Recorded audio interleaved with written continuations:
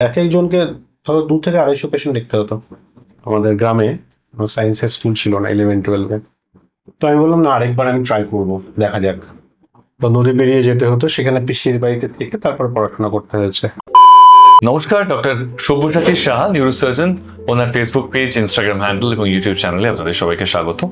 আজকের এপিসোডটাও ব্যক্তি সব্যসাচী সাহা কেন্দ্রিক। যারা অনেক প্রশ্ন করেন ডক্টর সব্যসাচী সাহাকে কেন্দ্র করে, ওনার ব্যক্তিগত জীবন নিয়ে, ওনার বেড়ে ওঠার কাহিনী নিয়ে, ওনার স্ট্রাগল নিয়ে, আপনাদের সেই সব কিছু প্রশ্নই আমরা তুলে ধরবো ওনার কাছে, এবং উনি সেই প্রশ্নের উত্তর দিতে ইতিমধ্যে সম্মত হয়েছেন। ফার্স্ট প্রশ্ন আপনাকে যেটা থাকবে সেটা হচ্ছে, আমরা প্রায়ই বলি যে যে কোনো পেশায় যদি ধরি, সেই পেশাতেই সফল হওয়ার জন্য একটা স্ট্রাগলের গল্প থাকে। উইদাউট স্ট্রাগল, উইদাউট সোয়েট হয় না কিছু।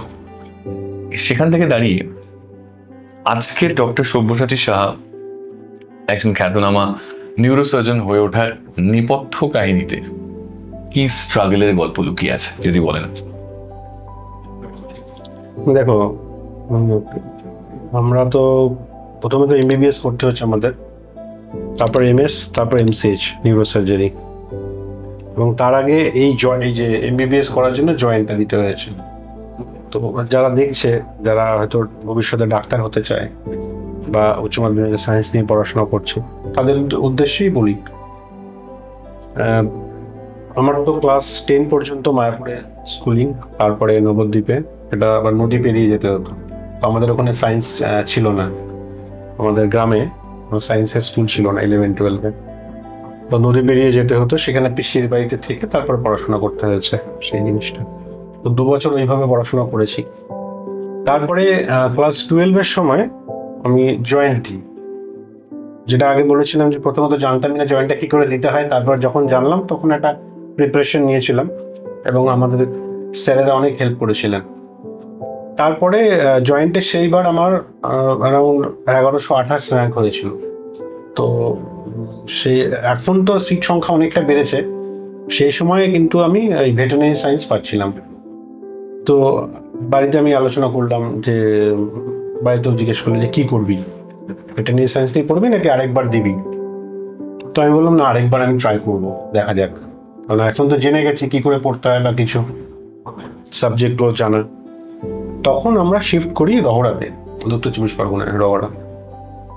এবং তখন যে একটা স্ট্রাগল ছিল, যেটা আমি বলি, যে আমি কোনো কলেজে ভর্তি হয়নি, 1 নম্বর। 2 নম্বর হচ্ছে আমার যা ব্যাচমেট যারা ছিল, তারা হয় কোথাও কেউ ইঞ্জিনিয়ারিং করছে, কেউ মেডিকেল করছে, বা কেউ কলেজে ভর্তি হয়ে গিয়ে অন্য স্ট্রিমে পড়াশোনা করছে।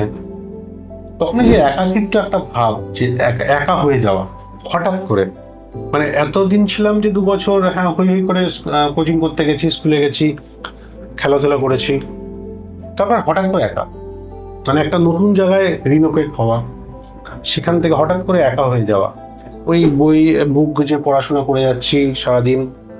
তো সেই জিনিসটা কিন্তু মানে একটা রীতিমতো একটা বড় একটা স্ট্রাগল।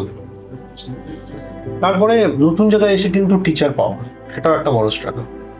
মানে এরকমও হয়েছে, আমি একজন ফিজিক্সের ভালো টিচার, ওনার কাছে গেছি, মানিয়ে গেছেন যে এরকম না ওই 1 বছরের জন্য আমি পড়াই না, মানে ওনার কাছে আইদার তোমাকে 11-এ ভর্তি হতে হবে, পুরো 2 বছর পড়তে হবে, 1 বছরের জন্য নেবেন না উনি।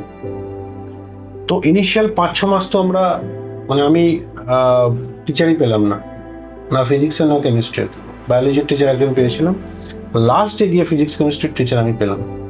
তো এই একটা স্ট্রাগল কিন্তু ছিল এমবিবিএস পাওয়ার সময়।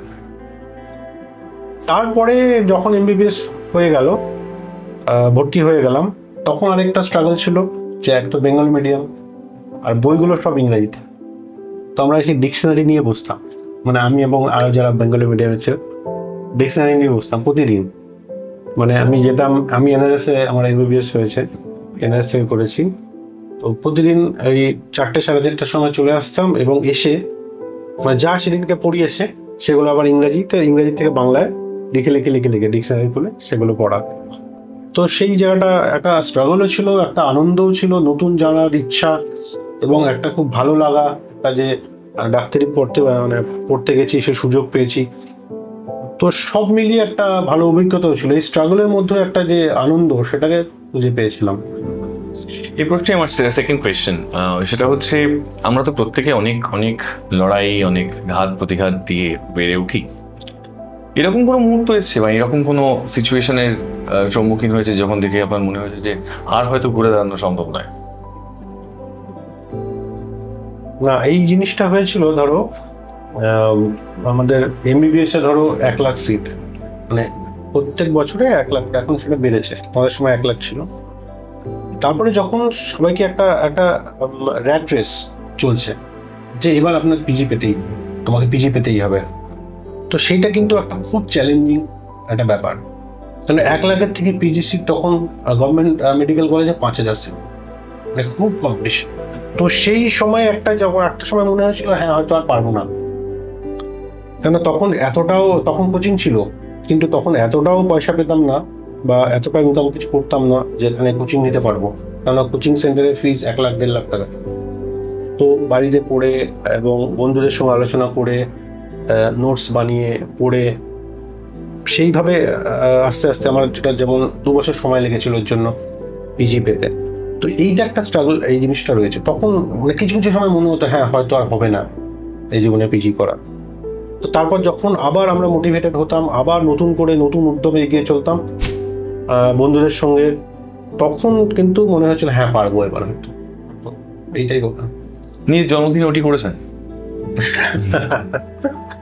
রেসিডেন্সিতে তো সবসময় জন্মদিন কি হোক বা অন্য কোনো দিন হোক, হোক, হ্যাঁ উটি আসলে করতেই হবে। আর নিউরোসার্জারি ইজ ইমার্জেন্সি সার্জারি না, তো তোমাকে ফেলে রাখা যাবে না, তোমাকে উটি করতেই হবে। এই নিয়ে ঝামেলা বাড়িতে তো হয়ই, নিজের জন্মদিন বা বইয়ের জন্মদিন বা বিবাহবার্ষিকী যদি উটি পড়ে যায়, অ্যাভয়েড করি যে ইলেকটিভ কেস নেবো না, এমার্জেন্সি করলে তো কিছু করার নেই, তোমাকে যেতেই হবে। হ্যাঁ, জনমত একটা কথা বলে, হ্যাঁ এটা নিয়ে আমার একটা প্রশ্ন আছে, বহুদিনের প্রশ্ন, আমি করতে পারিনি সাহস করে কাউকে। ডান হাতের সামনে বসেছি, মারধর দেবেন না, বলছি বলা হয় যে ডাক্তারদের হ্যান্ড রাইটিং নাকি এরকম হয় যে 800 দোয়াতে চুবিয়ে ছেড়ে দিলে যেটা বেরোয় সেটা নাকি হ্যান্ড রাইটিং। কি বলেছেন? আসলে পিঁপড়েকে ছেড়ে দিলে যেরকম হ্যান্ড রাইটিং সেরকম হয়ে যায়, জানো তো। দেখো সবার তো হ্যান্ড রাইটিং একই রকম নয়, আর ভালো থাকে অনেকের হ্যান্ড রাইটিং ভালো থাকে, কিন্তু এত পেশেন্টের চাপ, ধরো তোমাকে দেখতে হবে 2 ঘন্টায় তোমার 200 পেশেন্ট দেখতে হবে, কি করে সম্ভব? বাবা, ওই জন্য তো মানে লাস্টের দিকে তো আর পারা যায় না লিখতে লিখতে। আমাদের পিজির সময় তো প্রচুর চাপ ছিল, মানে আমাদের এক এক দিনে আমরা 4 ঘন্টা করে ধরো আউটডোর বা 5 ঘন্টা করে আউটডোর করতাম, আমাদের এক একজনকে ধরো 2 থেকে 250 পেশেন্ট দেখতে হতো, কি করে সম্ভব? তখন প্যারাসিটামল পিসিএম এরকম হয়ে যায়, অ্যাব্রিভিয়েটেড হয়ে যায়। বাট হ্যান্ড রাইটিং নিয়ে তাহলে এটা সত্যি? হ্যাঁ অবশ্যই সত্যি। মাইন্ড করলেন না? একদম মাইন্ড করেননি। আপনি প্রচুর প্রচুর পেশেন্ট দীর্ঘ দিন ধরে ম্যানেজ করছেন এবং সত্যি কথা বলতে কি বিভিন্ন রোগ সেগুলো নিরাময় করছেন, প্রচুর রোগীকে দেখেছেন, তার পরিবার পরিজনের সঙ্গে কথা বলেছেন।